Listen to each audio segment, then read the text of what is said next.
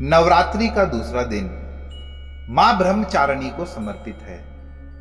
क्या आपने कभी सोचा है कि असली शक्ति तपस्या में क्यों मानी जाती है? क्योंकि तपस्या सिर्फ जंगलों में बैठने का नाम नहीं, बल्कि भीतर की बेचैनी को जीतने का मार्ग है। आज मैं आपको मां ब्रह्मचारिणी की ऐसी कथा सुनाऊंगा जिसमें प्रेम, धैर्य और आत्म खोज का अद्भुत संगम है। हिमालय और मैना की गोद में जन्मी पार्वती बचपन से ही असाधारण थी। बर्फ जैसे निर्मल हृदय और आंखों में अद्भुत गहराई। खेल खेल में वे घंटों ध्यान में लीन हो जाती, कभी कभी इतनी देर कि मां मैना घबरा जाती कि पार्वती तुम इतनी देर तक क्या सोचती हो? पार्वती मुस्कुराकर कहती, मां, लगता है जैसे कोई पुरानी यादें मुझे पुकार रही हैं। यही पुरानी यादें उनके पिछले जन्म सती रूप की याद थी। अंदर ही अंदर उन्हें एहसास था कि उनका हृदय शिव के लिए धड़कता है।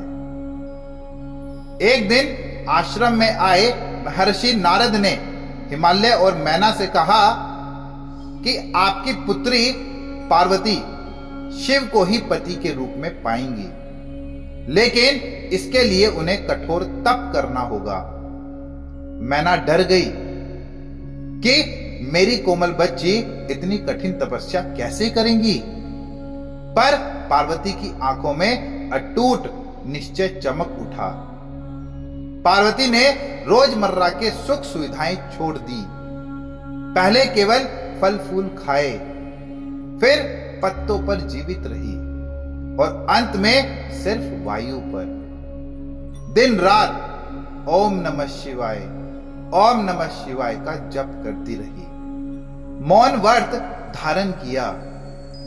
पर्वत की ठंडी हवाओं में भी बिल्कुल स्थिर बैठी रही। लोग आते और कहते, देवी यह असंभव है, और पार्वती केवल मुस्कुरा देती।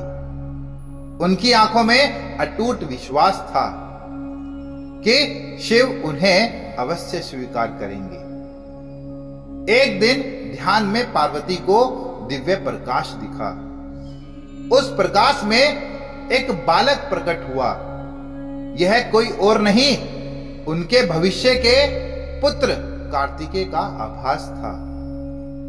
उस बालक ने कहा कि मां, अपने धैर्य को मत तोड़ो। तुम्हारा हर श्वास एक मंत्र है, हर क्षण एक साधना।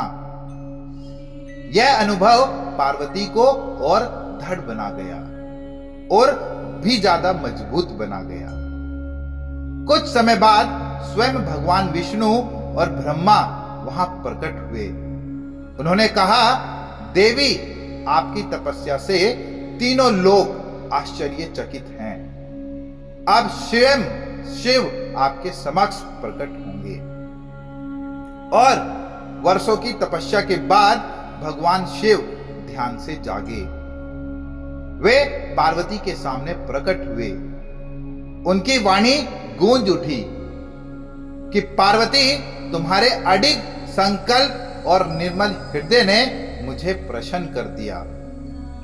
मैं तुम्हें पत्नी के रूप में स्वीकार करता हूं।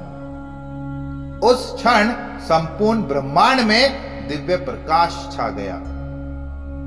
पार्वती ने न केवल शिव को पाया, बल्कि स्वयं को भी पहचान लिया। यही है मां ब्रह्मचारिणी की वास्तविक शक्ति। यह कथा हमें बताती है कि तपस्या का असली अर्थ केवल अन्न त्यागना नहीं, बल्कि मन की अशांति, क्रोध और अधीरता को जीतना। सच्चा प्रेम धैर्य मांगता है।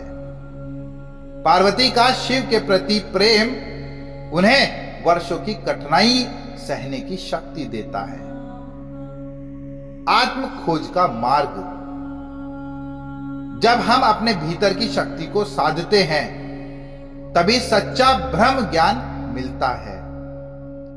आज हम पहाड़ों पर तो नहीं, पर रोजमर्रा के जीवन में कई परीक्षाओं से गुजरते हैं।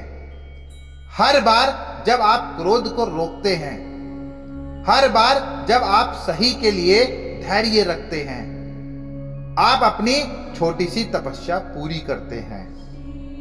मां ब्रह्मचारिणी हमें संयम, धैर्य और आंतरिक शक्ति प्रदान करें, ताकि हम अपने सपनों की राह पर डटे रहें और हर कठिनाई को अवसर बना सके।